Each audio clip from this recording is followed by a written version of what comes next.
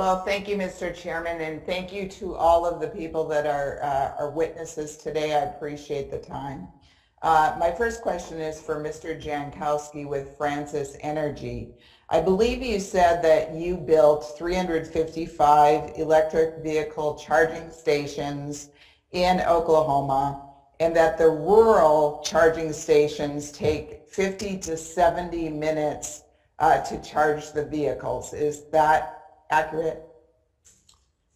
So, Congresswoman Lesko, thank you for the opportunity to kind of clarify. So there's basically 3 gradations of superchargers. There's the 60, 90 to 90 minute charger, and those have applications that we discussed. There's also the 20 to 40 minute charger, and that to us is kind of the bread and butter for retail settings, because it typically matches kind of the behavioral patterns of people going into grocery stores or going to shop or eating in cafes.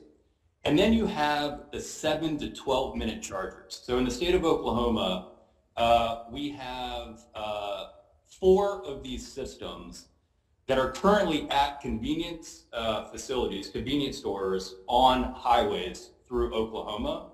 Those are all in rural areas. So the build out in the rural communities is going to be a mix of those grades of chargers, just depending on the application and depending on the site.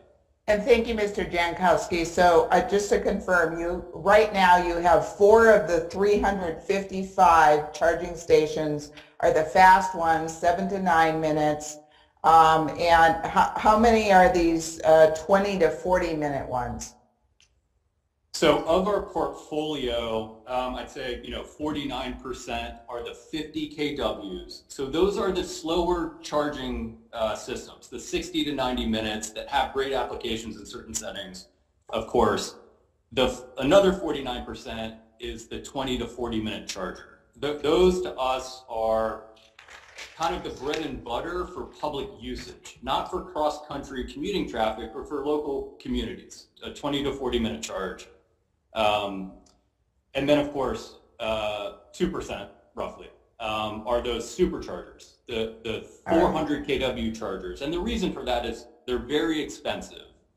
And a consumer on the highway at a Francis Energy station getting a 7 to 12 or 9 minute charge is going to pay anywhere between $18 to $22 for the full range, 300 plus mile range to fill up their battery. That's kind of the market in our part of the world. Obviously, it's going to be very different because it's very dependent on electricity rates, which is very local.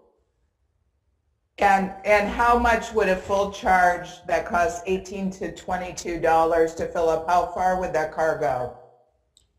So Congresswoman, that is very much dependent not on the charging stations, which can deliver all the power that any car is going to need in America. It's dependent on the battery in the car and the onboard software that controls it. So as an example, a Nissan Leaf today is going to take longer to charge simply because of the battery chemistry, smaller battery in that Nissan Leaf, whereas a larger vehicle with a larger battery will be able to take that charge in 7 to 9 minutes and go 300 plus mile ranges.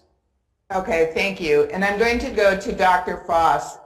Dr. Foss, do you think it makes sense for us to shift so fast to electrification of the transportation sector in the goal of reducing emissions when existing electric vehicle battery production in China is powered significantly by coal-fired electric power generation?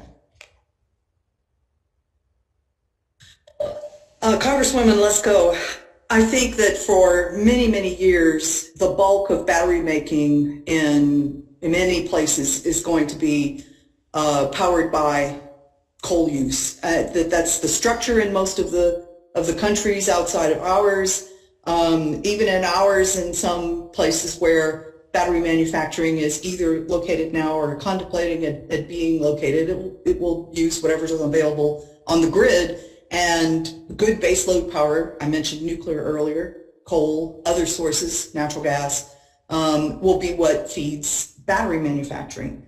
What we're doing is shifting emissions around. I appreciate fully the desire to do things that reduce pollution in urban airsheds and other places. I think what you have to do is weigh that against all of the consequences that are being created elsewhere in the supply chain and value chains. Thank you, and Mr. Chair, I yield back.